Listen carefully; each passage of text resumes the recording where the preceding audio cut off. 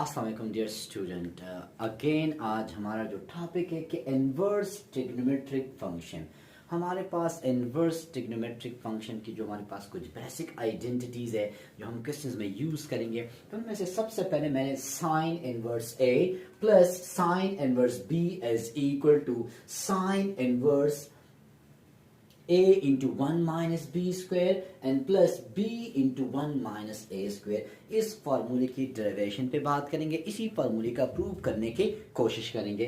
So first of all student, मुझे इस किस्सा कहानी से ये किस्सा कहानी बनाना है। So first of all now let sin inverse a is equal to x and sin inverse b as equal to y। मैं इसको लिख सकता हूं स्टूडेंट कि a is equal to sin x and b as equal to sin y। Sine inverse A को x के बराबर ले लिया, साइन इनवर्स b को y के बराबर ले लिया। अगर साइन को यहां शिफ्ट करूंगा तो a is equal to sine x and b is equal to sine y। यहां साइन x से मैं cos x की कीमत मालूम करूंगा एंड साइन y से cos y की कीमत मालूम करूंगा। हमारे पास आइडेंटिटी है कि sine square x cos square x। Student मैं लिख सकता हूं कि sine square x cos square x is equal to 1। इस आइडेंटिटी से मैं स्टूडेंट डायरेक्ट लिख सकता हूं कि cos x is equal to 1 minus sine square x. Same to same यहां से स्टूडेंट मैं लिख सकता हूं कि cos y is equal to 1 minus sine square y। So where cos x is equal to sin x a के बराबर है, तो यहां पे लिख लिया 1 minus a square। यहां से लिख सकता हूं स्टूडेंट कि cos y is equal to 1 minus b square। हमारे पास sin x से cos x की कीमत आ गई है और sin y से cos y की कीमत मालूम कर दी। स्टूडेंट यहां पे है साइन इनवर्स, यहां पे बीच में मेरे पास है प्लस। स्टूडेंट मैं यहां पे आइडेंटिटी अप्लाई करूंगा कि sine x plus y। Student मैं लिख सकता हूं साइन अल्फा प्लस बीटा, जो बेसिक आइडेंटिटी है मैं इसको लिख रहा हूं sine x cos y and cos x sin y। वही बेसिक आइडेंटिटी के sine alpha plus beta sine alpha cos beta and cos alpha sin beta. लेकिन अल्फा की जगह x है, बीटा की जगह y है, तो यही आइडेंटिटी मैंने यहां पे अप्लाई किया। स्टूडेंट मैं लिख सकता हूं स्टूडेंट के sin x plus y, sine x बराबर है स्टूडेंट a के और cos y बराबर है स्टूडेंट मेरे पास 1 माइनस b स्क्वायर के।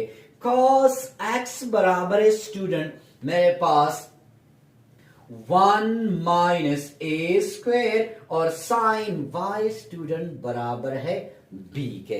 और यहां पे साइन x प्लस y है। स्टूडेंट मैं इसको लिख सकता हूं कि x plus y is equal to, इस साइन को वहां पे शिफ्ट कर रहा हूं तो sine inverse a into 1 minus b square and b into 1 minus a square, where x is equal to sign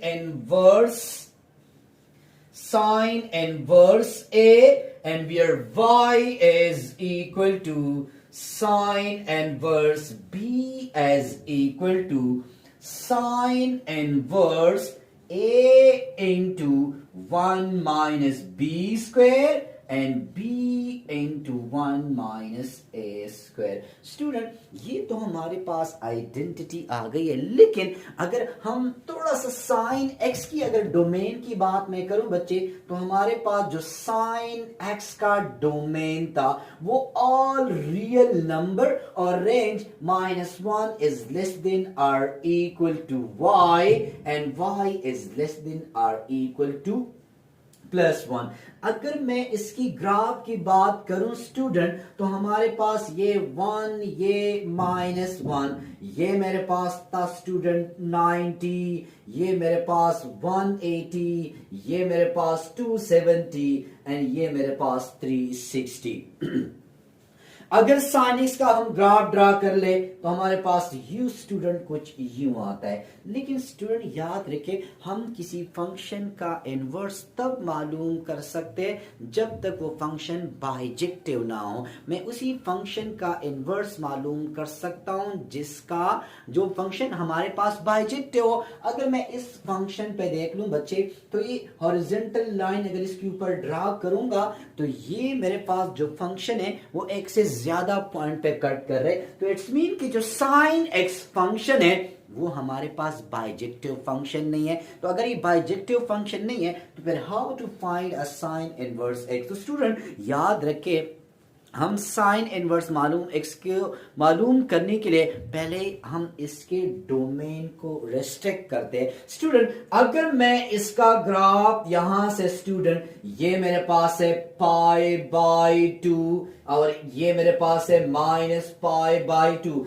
तो साइन इनवर्स एक्स के लिए हम इसके डोमेन को रिस्ट्रिक्ट करते हैं। देखिए यहां पे साइन एक्स का डोमेन ऑल रियल नंबर है, लेकिन अगर मैं यहां -π/2 से लेके π/2 तक की बात करूं, तो अगर मैं इसके ऊपर हॉरिजॉन्टल लाइन ड्रा करूंगा तो ये मेरे पास ग्राफ को एक पॉइंट पे कट कर रहे हैं। तो इट्स मीन कि -π/2 से लेके -π/2 की बीच में हमारे पास ये साइन एक्स क्या हो जाता है, बाइजेक्टिव बन जाता है।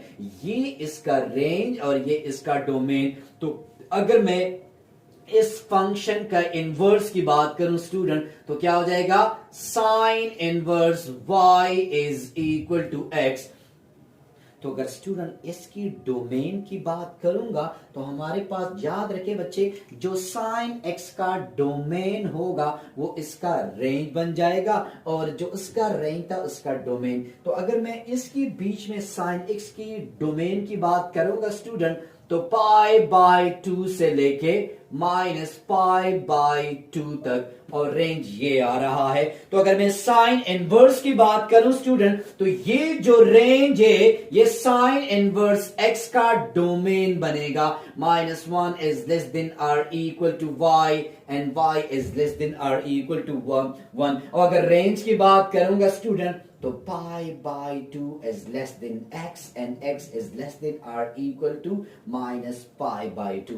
तो जितनी भी ट्रिग्नोमेट्रिक फंक्शन के हम इनवर्स की बात करते हैं, तो सबसे पहले उसी ट्रिग्नोमेट्रिक फंक्शन अगर बाइजेक्टिव नहीं है तो हम उसके डोमेन को रेस्ट्रिक्ट करते हैं और फिर जाके हम उसका इनवर्स मालूम करते हैं।